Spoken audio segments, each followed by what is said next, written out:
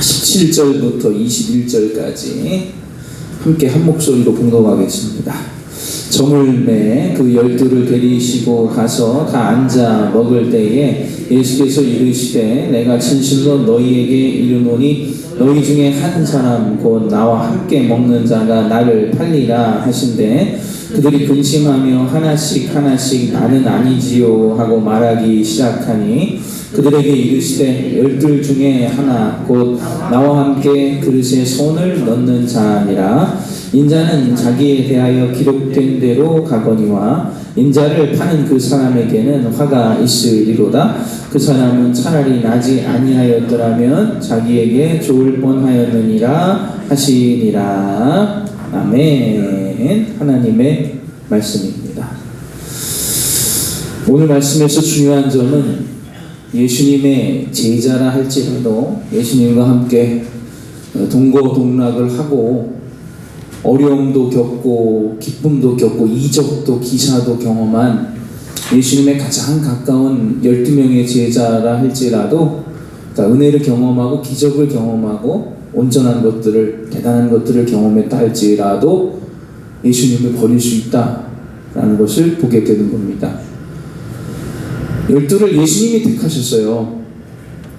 복음서마다 제자를 부르시는 내용들이 조금씩 다르지만 그러나 한꺼번에 모아놓고 그들 중에 12를 택하사라는 본문도 취하고 있는 복음서가 있습니다. 즉 예수님이 부르시고 주님의 일을 위하여 부르셨는데도 아직까지도 세상의 일을 생각하다가 이 예수님을 통해서 나의 세상의 욕심을 채울 수가 없겠구나 라고 느끼는 순간 예수님을 배반하는 일이 나타나게 됐다라는 겁니다. 게다가 그 배반한 그 유다만 못나고 아주 못된 그런 사람이 아니라 여러분 성경 19절을 보세요. 하나씩 뭐라 그랬다고요? 나는 아니지요 라고 말하기를 시작했다. 즉 그 죄를 지을 선생님을 배반할 사람이 누구이든 간에 나만 아니면 된다. 아니 나만 아니면 됩니까? 예수님이 좀 있다가 팔릴 텐데 지금 엄청 잘못된 생각들을 하고 있더라는 거예요. 나만 아니면 선생님이 팔려도 됩니까? 그 자리에서 더 무슨 서로 권면을 하든지 우리 그리하지 맙시다 라고 혹시 그런 마음을 가졌더라면 예수님 아니라고 좀 선포 좀 해주시고 그리하지 말라고 우리를 다그쳐 주십시오 이렇게 나와야 되는데 나만 아니면 된다는 생각을 갖고 있더라는 거예요. 얼마나 제자들도 성령 받기 이전에 안타까운 그런 신앙의 모습을 보여주고 있는가. 그러나 중요한 점은 바로 우리가 읽은 21절 마지막 절입니다. 인자는 자기에 대하여 기록된 대로 가거니와 예수님은 주가 이루시리라 또 예언된 말씀대로 이사야의 예언처럼 또 수많은 주님의 백성들이 미리 말씀하신 대로 말씀은 말씀대로 이루어져요. 그런데 우리는 이 유다처럼 굳이 하지 아니해도 될 일들을 하고 있는 경우가 많이 있더라는 겁니다. 세계의 일들은 하나님이 역사는 주님이 주관해 가세요.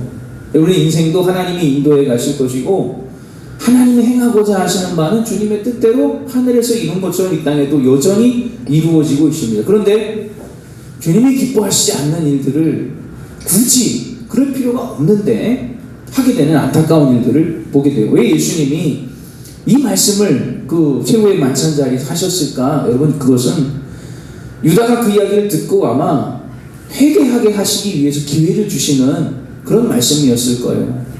베드로는 이 유다보다도 더 엄청난 죄를 지었어요. 3번이나 부인했다고요. 나는 저 사람 몰라요. 3번이나 부인했어요.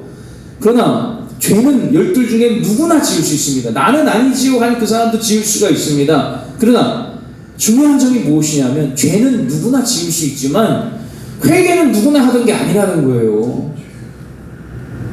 베드로보다도 더 미리 예수님이 아까 이 말씀하신 거구나. 나에게 예수님을 팔고자 하는 마음이 들었을 때 아이고 내가 그러면 안 되지. 그래 굳이 그럴 필요가 없는데 라고 깨닫게 하기 위해서 또 예수님을 팔았다 하더라도 양심의 가책이 있어서 돈을 제사장들에게 다시 던져주고 난 이후라도 회개할 수 있었어요. 그러나 거기에까지 이르지 못한 안타까운 모습. 예수님이 이렇게까지 말씀하셨는데도 전부 다 회개하는 건 아니더라는 것이죠.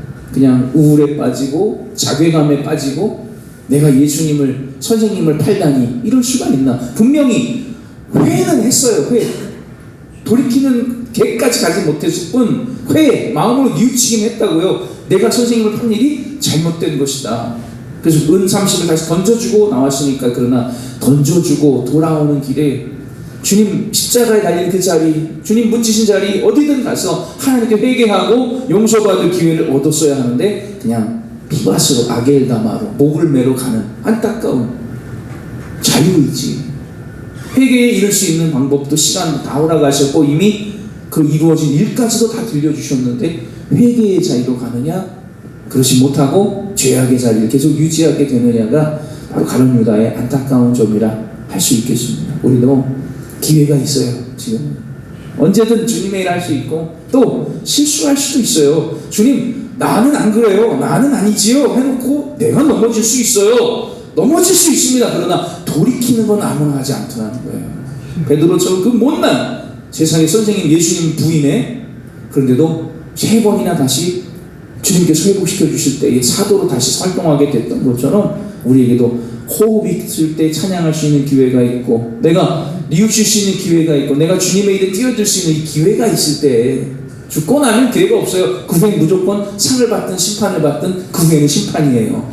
살아있을 때 하나님의 회개할 수 있고 기도할 수 있다는 게 얼마나 감사한 일이냐, 주님을 위해 찬양할 수 있는 게 얼마나 기쁜 일이냐, 성경을 읽을 수 있는 눈이 보인다는 대단한 일이거든요. 하나님의 은혜 가운데 기회 있을 때 놓치지 아니하는 그런 저와 여러분 되시기를 바랍니다. 기도하겠습니다.